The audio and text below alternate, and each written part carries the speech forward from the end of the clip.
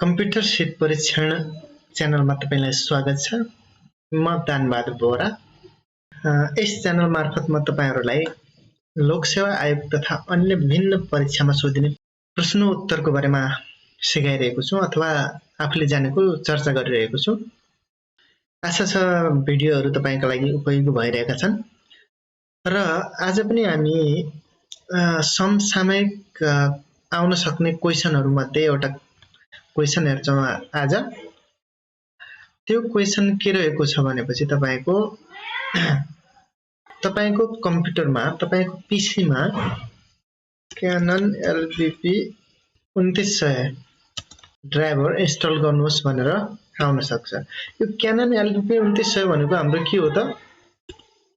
Printer है, printer.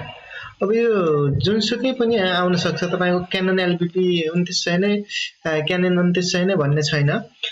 अन्य ब्रान्डको जुनसुकै पनि हुन सक्छ।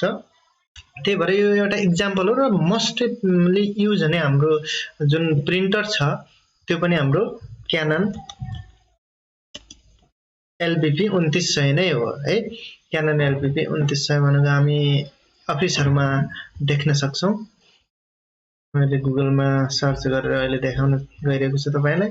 यो वाला प्रिन्टर तपाई जुनसुकै अफिसमा देख्न सक्नुहुन्छ। बढी जसो हाम्रो प्रिन्ट मात्र गर्नुपर्ने अवस्थामा यो क्यानन एलबीपी हरु हामी देख्न सक्छौं। र अब विभिन्न एक्जामहरुमा हाई स्पिड इन्टरनेट हुन्छ अबको जमानामा छ हैन। त्यही भएर यस्तो इन्टरनेट सम्बन्धी प्रश्नहरु पनि आउँछ है। विभिन्न ठाउँमा सोधिसकिएको पनि छ र सोध्न पनि सक्छ कि तपाईलाई प्रिन्टर दिन्छ र तपाईले बनाएको डकुमेन्ट यो क्यानन प्रिन्टर इन्स्टल गरेर त्यहीबाट प्रिन्ट गर्नुहोस् पनि भन्न सक्छ। यदि तपाईले क्यानन प्रिन्टर इन्स्टल गर्नै सक्नु भएन भनेपछि तपाईको त प्रिन्ट नै हुने भएन। यदि प्रिन्ट भएन भने उनीहरुले हामी प्रिन्ट गर्दैनौ तपाईको भयो भनेपछि त यदि तपाईलाई अरु सेटिङ आए पनि प्रिन्टर इन्स्टल गर्न आएन, त्यो कम्प्युटरमा प्रिन्टर इन्स्टल छैन भने त प्रिन्ट हुँदैन। त त्यो अवस्थामा तपाईलाई यो धेरै महत्त्वपूर्ण हुन सक्छ है।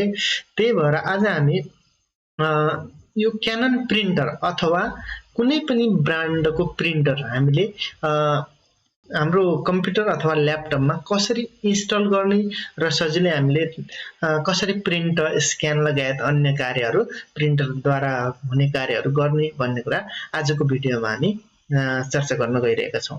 ओके, त सुरु गरौँ आजको भिडियो।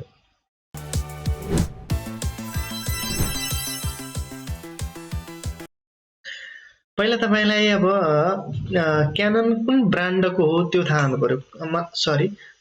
प्रिन्टर कुन ब्रान्डको हो त्यो थाहा हुनु पर्यो। अब प्रिन्टर त हाम्रो थुप्रै ब्रान्डहरुका छन्। अब तपाईलाई भनेकै होला त्यहाँ समथिङ दिएको प्रिन्टर इन्स्टल गर्नुस् भनेर। फर एक्जाम्पल अहिलेका लागि हामीले क्यानन एलबीपी 2900 प्रिन्टर इन्स्टल गर्नु छ भनेपछि है पहिला तपाईसँग इन्टरनेट कनेक्सन प्रोपरली हुनु पर्यो है। तपाईको कम्प्युटरमा इन्स्टल छ भनेपछि मात्रै हामी त्यो ड्राइभर त्यसको इन्स्टल गर्न सक्छौं। अब हामी इन्टरनेट द्वारा मात्र कुनै पनि ड्राइभर इन्स्टल गर्न सक्छौं भन्ने कुरा हैन। यदि हामीसँग त्यसको सीडी छ भनेपछि र कम्प्युटर हो भनेपछि सीडी ड्राइभ लाग्छ अथवा पेन ड्राइभमा सफ्टवेयर छ भनेपछि पनि हामी इन्स्टल गर्न सक्छौं। इन्टरनेट हुनै पर्छ भन्ने छैन। जब तपाईलाई पेन ड्राइभमा क्याननको ड्राइभर दिएको छ र इन्स्टल गर पनि भन्न सक्छ हैन, इन्टरनेट नभएको खण्डमा।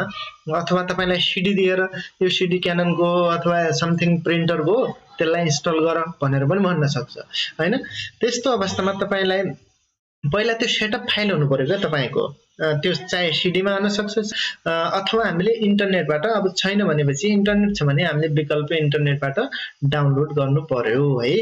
ओके, त अब क्यानन एलबीपी 2900 को हाम्रो ड्राइभर डाउनलोड गर्नका लागि जुन प्रिन्टर हो पहिला त्यो प्रिन्टरको नाम हान्ने है। जस्तो क्यानन एलबीपी 2900 हाने मैले र ड्राइभर अनि डाउनलोड भनेर तल अटोमेटिक आछ मेरो। यदि तपाईको आ छैन भनेपछि डाउनलोड लेख्नुस् अथवा यहाँ डाउनलोड लेख्ने भयो, यसमा क्लिक गरे पनि भयो। मैले अहिलेका लागि क्लिक गरे है। ल, क्लिक गरिसकेपछि यहाँ त हाम्रो थुप्रो रिजल्टहरु आछन् हेर्नुस् त यति धेरै। र तपाईले माथि क्यानन सपोर्टमा जाँदा पनि हुन्छ अथवा क्यानन europe.com मा जाँदा नि हुन्छ। यी मध्ये टपको मध्ये जुनसुकैमा गए पनि तपाईलाई ड्राइभर उपलब्ध हुन्छ है। फर एक्जाम्पल म अहिले सुरुकैमा गए है। सुरुकोमा गइसकेपछि अब तपाईको यो प्रोसेस भनेको कति इन्टरनेट स्पिड कति छ त्यही आधारमा हुने भयो है। ओके, त वेबसाइट खुलिसकेपछि यहाँ हेर्नुस् त यहाँनिर डाउनलोड भन्ने आछ। यो डाउनलोडमा क्लिक गर्नुस् है। डाउनलोडमा क्लिक गरिसकेपछि हाम्रो डाउनलोड प्रोसेस सुरु हुन्छ। त मैले मेरो कम्प्युटरमा इन्टरनेट डाउनलोड म्यानेजर राखेको छु, त्यही भएर यसरी डाउनलोड स्टार्ट डाउनलोड भनेर आइरहेछ। यदि तपाईकोमा इन्टरनेट डाउनलोड म्यानेजर छैन भनेपछि तपाईको यहाँनिर बायाँ साइडमा कर्नरतिर डाउनलोड भएको देखाइरहनेछ है।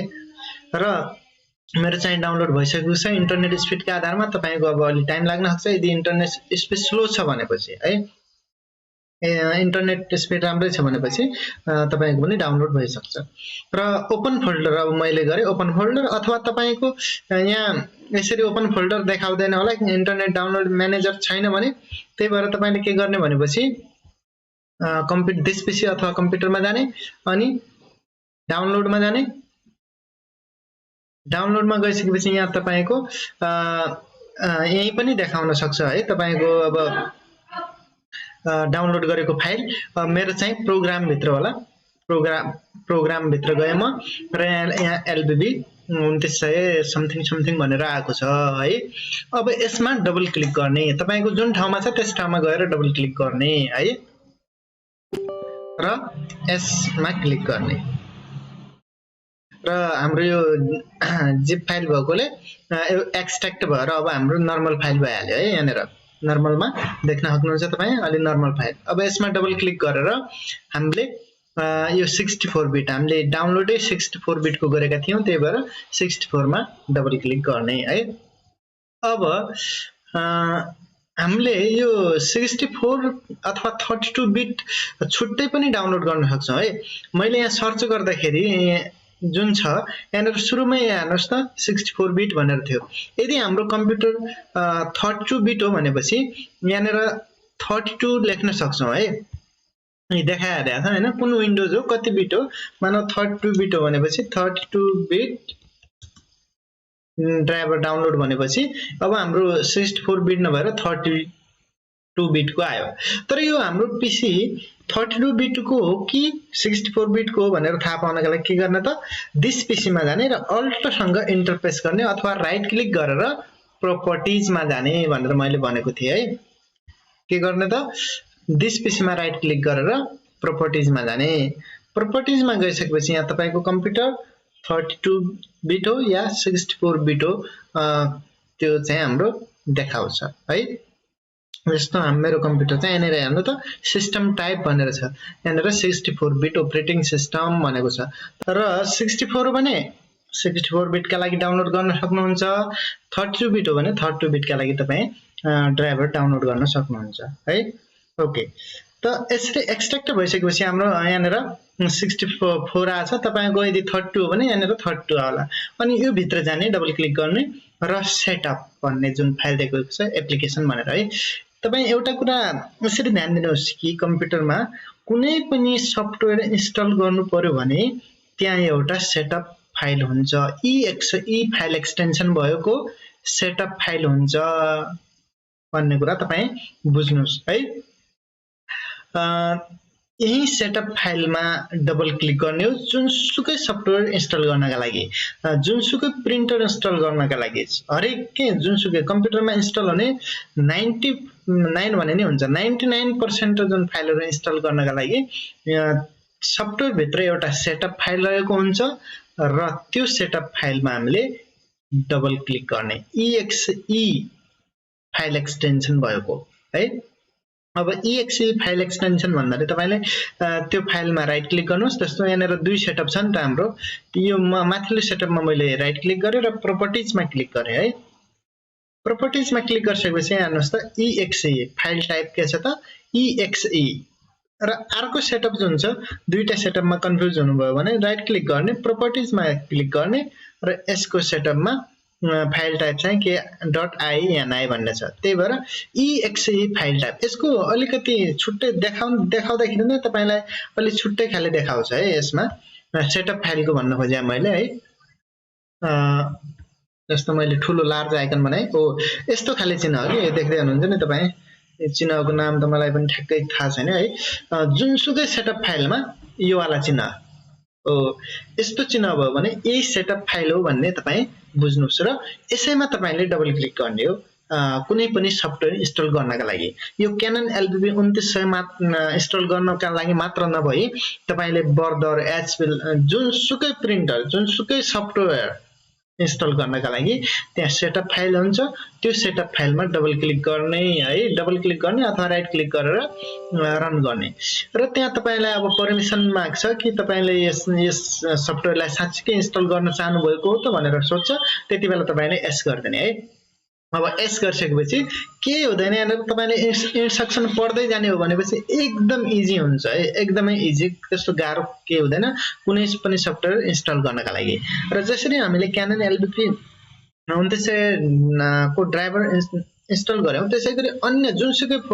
तपाई सफ्टवेयर फोटोशप पेज मेकर लगायत अन्य कोरल र जुनसुकै सफ्टवेयरहरु पनि यसैगरी डाउनलोड गरी इन्स्टल गर्न सक्नुहुन्छ है र अब यहाँनिर नेक्स्ट गर्नु इन्स्टल गर्नका लागि सामान्य प्रक्रिया छ क्यान्सल गर्यो भने त क्यान्सल भइहाल्यो हैन नेक्स्ट फेरि यहाँनिर नेक्स्ट अब कहीँ हाम्रो यसमा चेक लगाउनु पर्ने हुन्छ I read term and condition भन्ने चेक लगाउनु पर्ने हुन्छ त्यो चेक लगाएर नेक्स्ट अथवा एस गर्ने हैन अब तपाईले यहाँ पढेर add printer update existing driver यदि पुरानो छ भनेपछि तपाईको एड गर्ने हो कि अपडेट गर्ने हो भनेर सोधिरहेछ हैन नेक्स्ट गर्दिने नेक्स्ट एभरेजमा नेक्स्ट गरेर सकियो है यसरी बुझ्नुस् तपाईले यहाँनिर अब तपाईले यहाँ कुनै पोर्ट चुज गर्नुपर्ने भएपछि यूएसबी पोर्ट समथिङ एउटा चुज गरिदिनुस् नत्र अधिकांशमा यस्तो पोर्ट चुज गर्नुपर्ने आउँदैन है अटोमेटिक हुन्छ यदि तपाईको आयो भनेपछि हाम्रो प्रिन्टर कुनै पनि प्रिन्टरहरु यूएसबी द्वारा नै लाग्छन् त्यही भएर यूएसबी पोर्ट यहाँबाट चुज गर्नुस् र नेक्स्ट गर्नुस् र डिफल्ट सेट गर्नुस् भनेको चाहिँ यहाँनिरबाट डिफल्ट गर्न सकियो अथवा यति चुज गरेर नेक्स्ट गर्यो अनि स्टार्ट र अब एकचोटी स्टार्ट भइसकेपछि यो कन्टिन्यू हुन्छ भनेको छ र यसमा एउटा कुरा ध्यान दिनुस् कि तपाईले प्रिन्टर इन्स्टल गर्दाखेरि प्रिन्टर सँग जोडिएको जुन तार छ नि हो त्यो तार चाहिँ तपाईको कम्प्युटरमा कनेक्टेड हुनु पर्यो तब मात्र तपाईको प्रिन्टर प्रोपरली काम गर्न सक्छ अदरवाइज काम नगर्न पनि सक्छ है त्यसपछि यदि तपाईले कुनै पनि सफ्टवेयर इन्स्टल गर्दाखेरि जुन प्रिन्टर सँगको तार छ नि हो त्यो पीसी मा जोडिएको छैन भने तपाईको प्रिन्टरले काम नगर्न सक्छ कुनै अवस्थामा त्यही भएर अनिवार्य रूपमा तपाईले प्रिन्टर सँग जोडिएको जुन यूएसबी केबल छ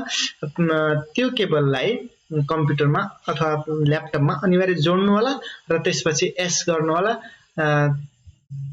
त्यसपछि तपाईको प्रिन्टर इन्स्टल हुनेछ र इन्स्टल भइसकेपछि तपाई सजिलैसँग प्रिन्ट गर्न सक्नुहुन्छ है मेरो पीसी मा चाहिँ अहिले प्रिन्टरको तार जोडिएको छैन त्यही भएर यो प्रोपरली इन्स्टल हुन सकेन तर प्रक्रिया चाहिँ हाम्रो यही हो है तपाई आफै पनि प्र्याक्टिस गर्न सक्नुहुन्छ एकदमै सजिलो प्रक्रिया छ र तपाईको प्रिन्टरले काम गर्छ उसै पनि तपाई यति गर्नुहोस् र यति गरिसकेपछि तपाईको एक्जाममा हो भनेपछि तपाईले यो सेटअप फाइल देखाउनु होला र इन्स्टल प्रक्रिया देखाएर यो प्रक्रिया देखाए पनि हुन्छ है तपाईले हो यति यो नेक्स्ट गरेर यसको स्क्रिनशट दिदा पनि भयो यसको है यहाँनिर यूएसबी कनेक्सन भनेर पहिला नै जोडेको छ कि छैन त्यो कुरा ख्याल गर्नु होला नेक्स्ट गर्नु होला अनि एस गरिदियो भने प्रिन्टर इन्स्टल हुन्छ अहिले मेरो जरुरी छैन यसलाई मैले क्यान्सल गर्दिए